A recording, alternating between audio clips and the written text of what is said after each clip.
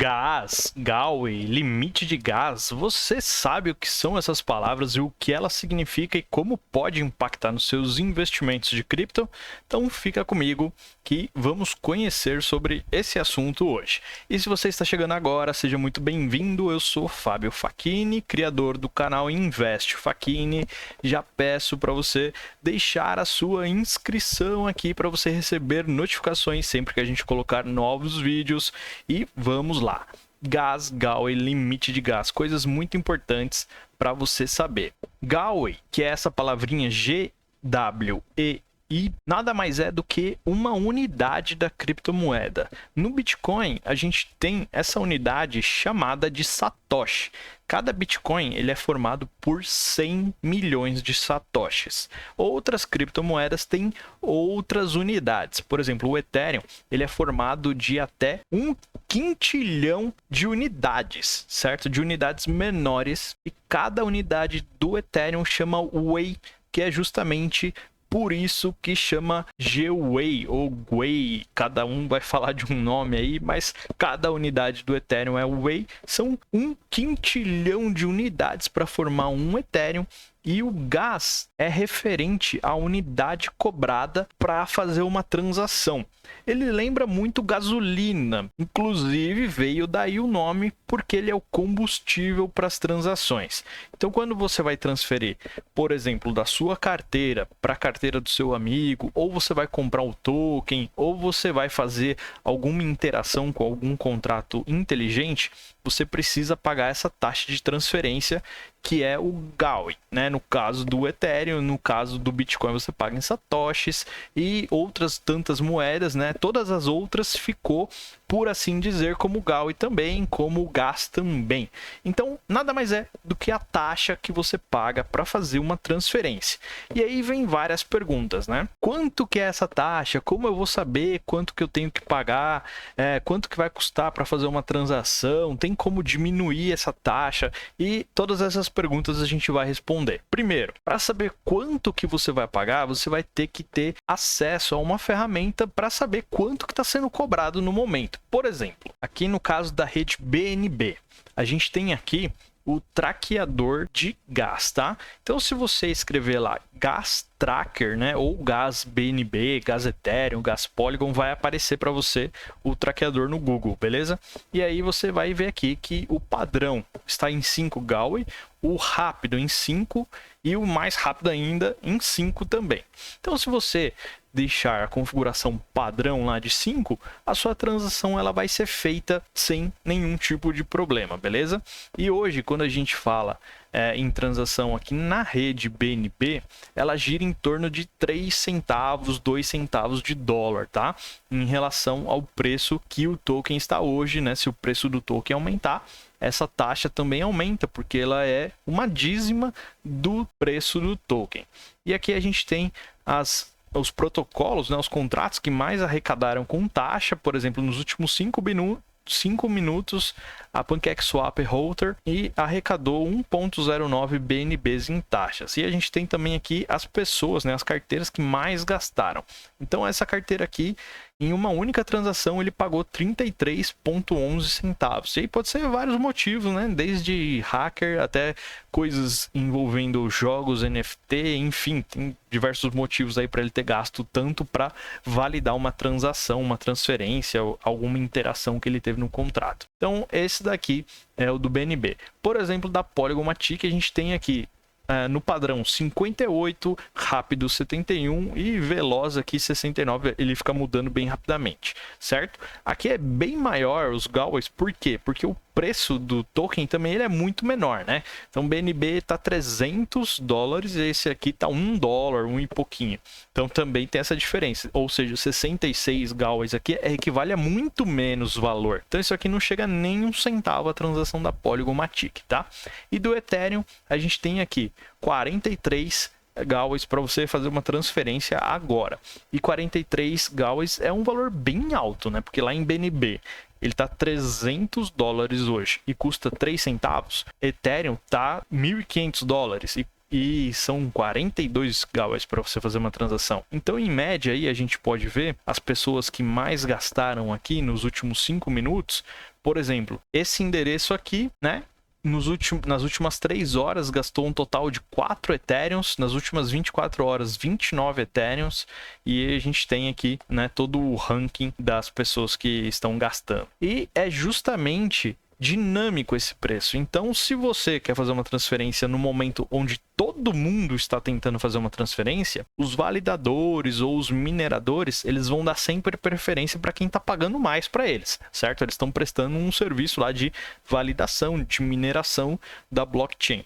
Então, eles vão dar preferência para quem está pagando mais. Então, se você pagou $1 e a outra pessoa pagou 2, ele vai validar a da outra pessoa. A sua vai ficar para a próxima. Se passar muitos blocos, né, sem a sua operação ser validada, ela pode ficar perdida lá e você vai ter que refazer ela com os mesmos dados, só que pagando mais taxa.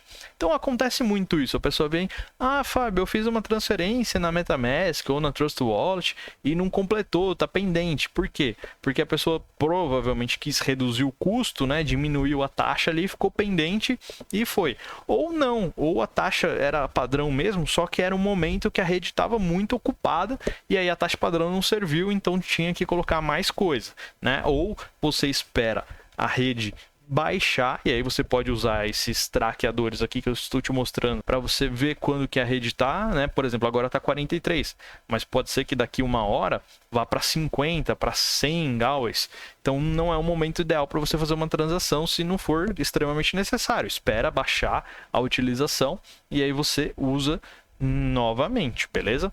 Agora, tem algumas estratégias, né? De, por exemplo, aqui no Ethereum você pode gastar 46, você pode gastar 43. Se você colocar 43, existe uma chance da sua operação não ser validada, mas normalmente é validada. Então você pode sempre ir trabalhando ali com os mínimos para tentar economizar um pouquinho, né? Principalmente no caso de Ethereum, que é mais caro a transação. Nas outras não faz muito sentido, né? Na Polygon, por exemplo, de 59 para 60 é microcentavos, então não faria sentido você mudar. Deixa padrão, que aí não vai ter esse problema. E o limite do gas? Vamos ver, o limite do gas é exatamente isso daqui, ó.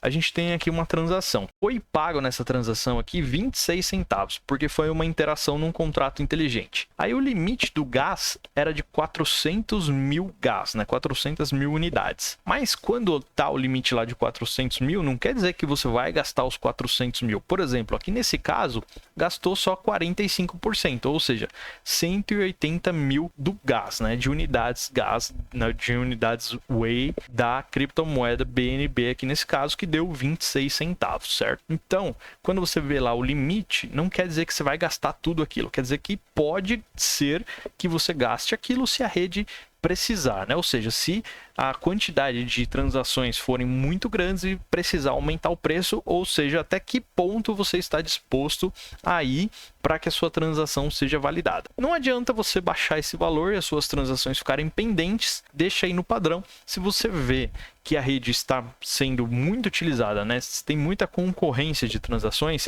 e você não precisa fazer naquela hora, deixa para fazer depois, que aí você economiza no gás. Também é bem tranquilo, certo? E aí sempre fica aquelas perguntas, né?